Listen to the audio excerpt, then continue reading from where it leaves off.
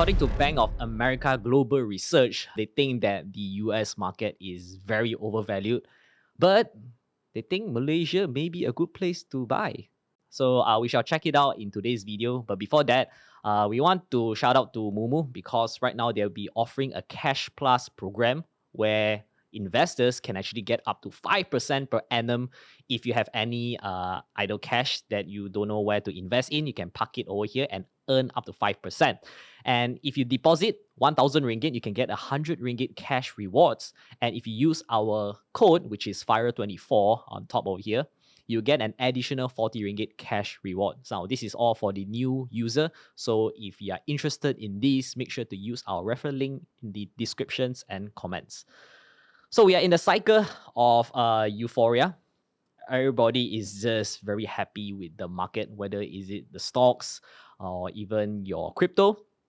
And there is max euphoria. I remember because a lot of my friends and also some of my relatives who are not really interested in the market suddenly became very enthusiastic about them, and they start to give a lot of very optimistic and bullish target price or what they think about the outlook for in this market. So it's a very interesting time because I remember this happened in COVID-19 2020 and also in 2021. And usually when these kind of things happen, right, things start to turn out for the worst. Let's just put it that way. Too busy to find stock ideas? Check out Fire Pro to shortcut your research time and effort by 90%. 10% off link in the comments and description. So you can see the S&P 500, they had just reached at their all-time high about 6,090 points. And if you look at the weightage right now, about 27% of S&P 500 is driven by these 5 companies. So we have Apple, Nvidia, Microsoft, Amazon, and also Meta platform. And number 6 is Tesla. That company also went up a little bit. Now, in this bull run, 2024, you notice that the crypto millionaire, according to this slide, has been growing a lot. That just means that a lot of these retailers are just becoming millionaire from investing in some sort of like a very interesting asset class. So you have your crypto, your Bitcoin, or your altcoins. All of these interesting coins are actually generating more millionaires in the world. Now, this also has to do thanks to the COVID-19, because COVID is the reason why the tech industry has going through a very accelerating cycle or accelerating phase. So if you notice, right, the cycle, technological disruption over the years, from printing press to telescope, that one took about 200 years. And then as time goes by, the cycle actually shortens a lot. Now, if you see that after the iPhone, then Bitcoin, then the pandemic hit, and also when more of these ESG issues start to arise, then that's where your EV start to got a lot of traction, and also your solar, your wind energy, all those kind of things. And then now we have AI in just a span of like 1 to 2 years. So it's actually very, very fast that technology is moving. And there's also a zero interest at the moment, and also it's pun intended, because right now, or technically in COVID-19, there was a zero interest rate environment because back then the Fed was printing a lot of money and they're trying to like stimulate the economy. So that's why they reduced their rate to zero.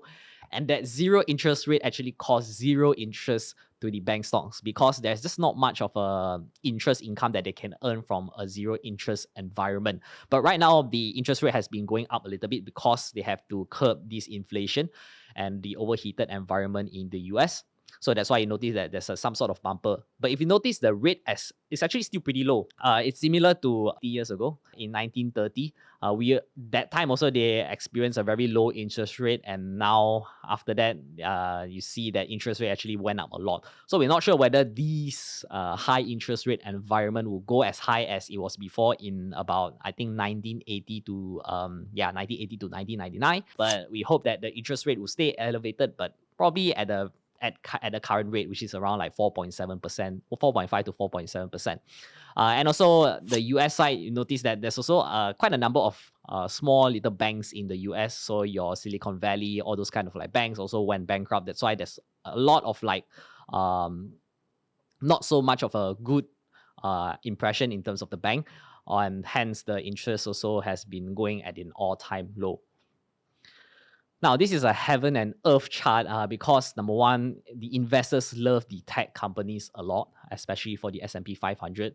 Obviously, it's because they are riding on the ultra, I'll say ultra bull trend because AI is happening. So your Nvidia stock is benefiting a lot. A lot of companies are spending a lot of money on AI, building out their data center, buying more chips, HBM chips, and also Meta platform, Apple platform. They are all actually reporting quite of a good results. Hence, you can see that there's a lot of interest garnered in that particular sector. But if you look at valuation wise, it actually hit at a very, very all-time high. It even surpassed the internet bubble and also the Nifty 50. So if it does crashes, things will be very, very ugly because right now most of the funds are just inside these few particular names, which is your Magnificent Seven stocks. Now, on the right hand side, you notice also the energy stocks have been rebounded from an all-time low.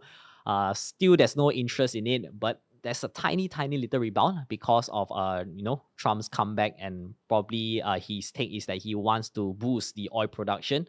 He's an oil guy, so we shall see whether the energy stock will regain their footing in the next few years. Another thing that is concerning is the rising risk-free rate. Right now, if you look at a 3 months treasury bill, it's actually at around 5%. So Warren Buffett also, he actually sold a lot of his equities and he parked his cash into these short-term treasury bonds, which is yielding him about like 5.5%. It's a very, very attractive yield per annum.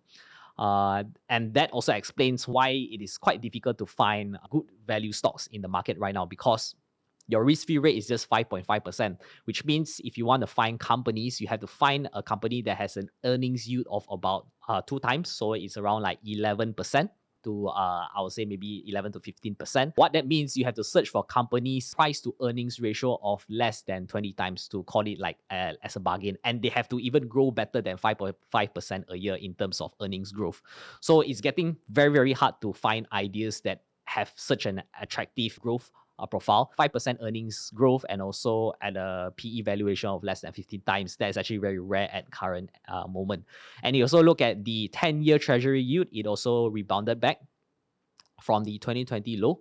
So what that means is that more investors are not really quite keen on the bond market, but they are heavily invested in the stock market. So you also can see that Mumu, which is offering the 5% per annum, right? Just now I just shared, it is also around 5%. So that explains the risk-free rate that is currently happening. It's very, very high, and which is also a reason why it is difficult to find good ideas.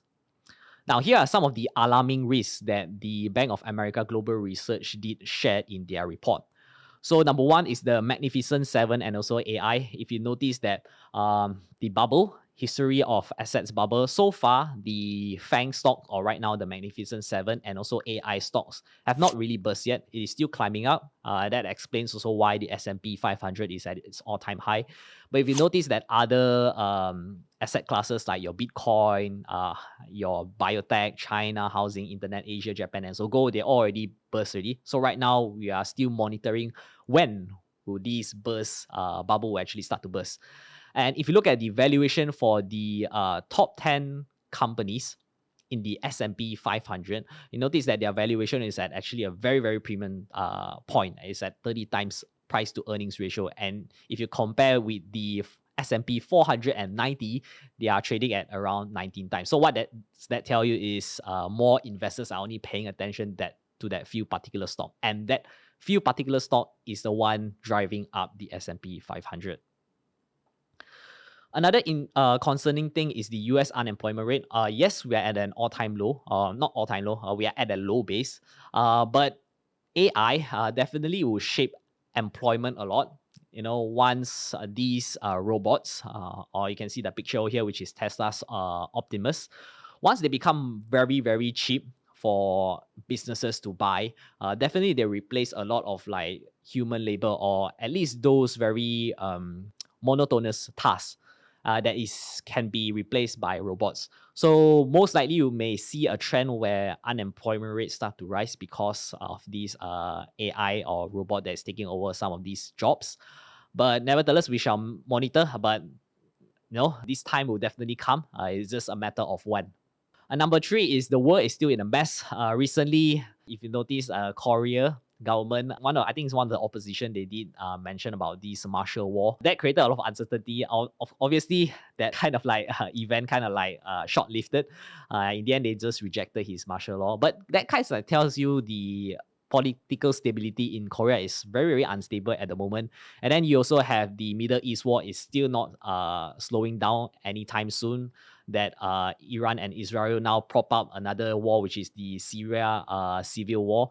So war is still happening. And the last one, which is the major thing, it is the global trade war. So you have the US, China, Canada, European, all of these countries are going through like I would say it's a deglobalization phase or more of like a protectionist phase. So yeah, it's definitely a mess going into 2025. Too busy to find stock ideas? Check out Fire Pro to shortcut your research time and effort by 90%. 10% off link in the comments and description. Now, what's interesting is that these research house are actually very bullish on real asset because real asset are highly correlated with inflation. It's more than 70% since 1970, and they say that it's actually the best or excellent hedge against rising inflation and interest rate in the coming years. If you watch our video previously, we talk about how to invest in a high interest rate environment. So if you're interested, you can just watch it over there. It's actually a similar view to ours, is that they expect that interest rate to remain at an elevated level for at least for the past few to the next few years. So their hedge against this is actually to invest more on real asset. Now, what is the real asset? They are your real estate, commodities, and also collectibles. So maybe it is a time to pay attention to these few particular asset classes. Now, this is some of the example that is shared among our research team, or actually MJ shared this. So if you look at the collectibles, if you are a Pokemon card fan, you notice the price of certain cards or even certain booster packs actually went up a lot in value. So this was released in 1st of February 2019, and the value it is up to 2024 this year. You can see that some of the cards actually are it went up quite a lot. It's like 22 times your money in just a span of 5 years. So you do the compound annual growth rate, right, for these particular cards and Pokemon cards. It's just pretty crazy that you see like even card games are going up a lot in value. Not only just Pokemon, there's also another cards like your One Piece, the anime One Piece, and also other card games. So yeah, maybe it's also a time to diversify your asset class to look at some of these collectibles. Okay, so this is their strategy that they did share. So in 2010, a lot of these things these are the investment team for 2010. Wall Street, inequality, there's QE, also deregulation. 60-40 means 60% goes to stock, 40% bonds. That is their investment team. But right now we are going to an environment where Wall Street is becoming Main Street already. Everybody knows about how bad Wall Street is. It's going to be more of an inclusion, a lot of like Me Too exercise that is happening.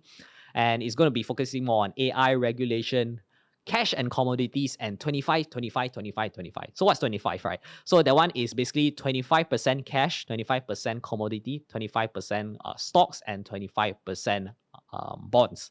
So yeah, they are basically trying to say that, it's time to be a very diversified portfolio, but they did emphasis a lot on real asset, which is your commodity and also collectibles. So this is also a reason why we say that probably it's going to be positive for Malaysia, because Malaysia, it is still a commodity business driven country.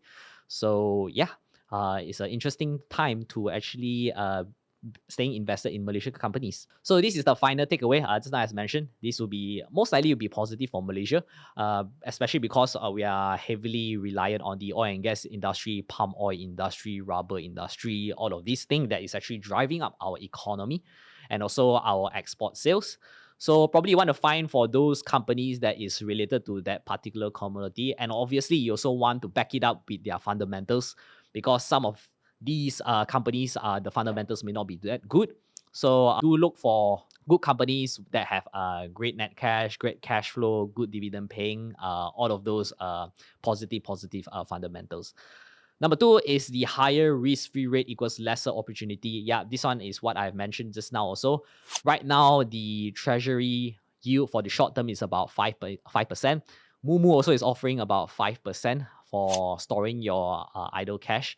So what this means is that you have to outperform these 5% because investors will always want to look for the next best alternative. So what is better than 5%? It's definitely not going to be 6%. Probably you want to look for companies that can grow their earnings more than 5. So it's like maybe 10%, 20% every single year, right? But unfortunately, some of these companies that do have that profile, which is growing at 10% to 20%, are actually on the tech sector. So that kind of poses a little bit of a challenge because most of these tech companies are trading at a very high valuation, especially in the US market, right? For the Malaysia side, also is very pretty at a premium valuation, but right now we are kind of like rebounding from the low because previously there's a lot of quarterlies where the tech guys actually reported a weakening in terms of their results, and basically their customers are not ordering much as usual. And also, this also have to do with the value chain that the tech guys are serving in Malaysia. We are all serving the very back end and very low value chain. We are not really serving much on the high value chain, which is your memory, your AI, all those stuff. So, but it's going to take time for our tech guys to actually bump up their value chain. Right now, the government is spending a lot of money to train our offset guys, ATE guys to actually innovate their products. Going into the advanced packaging, that's our next move. It's a move also that we need to monitor whether they can actually move up the value chain in 2025 or even 2026, because if we're going to be taking longer than expected, definitely other countries will overtake us, which is number one, Vietnam right now is actually going very fast, very at a rapid pace. If you notice, NVIDIA recently, they just invest a huge sum of money into Vietnam.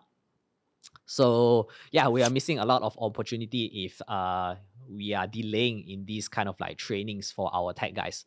So yeah, that is for the tech sector. And the last one is, I think a lot of people forgotten about this phrase, which is, it's time to be fearful when others are greedy, especially when times where a lot of people are interested in cryptocurrency, especially for Bitcoin or your Ethereum or Solana, or even like stocks for that matter. Because when times where everybody is just saying that, Bitcoin is going to $1 million per coin, right? I mean, I think those are signs where we are probably at a TPD top already. So make sure to actually stay prepared because anything can happen. It can even go up higher, who knows, right? But if it does happen, make sure you are prepared for any sort of correction. And we also did cover on what are the do's and don'ts. So if you're interested, you can watch the video. The link will be on top. And that will be it for today's video. If you're interested to know more about our Fire Pro program, it is where we share our best ideas, and we do it in the form of write-ups. And this write-up is very short only. It takes you about 15 minutes to read each of these company analysis. And what is inside, we basically talk about their business, their prospects, their catalysts, their risks, their management numbers. A lot of information is inside there. And not only that, we also do share our exclusive management notes inside Fire Pro. Why is it exclusive? It's because some of these briefings are not actually organized by or organized for the public. It is only for either the institution investors or analysts, or maybe even private meetings with the CEO, where retailers is actually hard to actually get invited or even attend to those kind of like meetings. So we do have those access. And we also share our notes when we meet them. And there's actually a tons of notes right now. I think it's close to 300 management notes. So that's quite a lot. And this is the performance so far for each of our portfolio. The Fire Pro Malaysia portfolio is up 48.93%. Pro Global is down 0.94%, and the Boring portfolio is up 16.11%. This has been the best performer so far. I mean, we just started this portfolio in April 2024, and it actually outperformed EPF. So that one, I think a lot of people are very, very interested in this Boring portfolio, especially for our members in Fire Pro. And if you want to get a taste on, how we write our reports, you want to see what are the educational videos that we post on the SIB program, we have a fire-free sample for you, and the links will be in the description and comments down below. So that's about it for today's video. We'll see you next week. Bye-bye.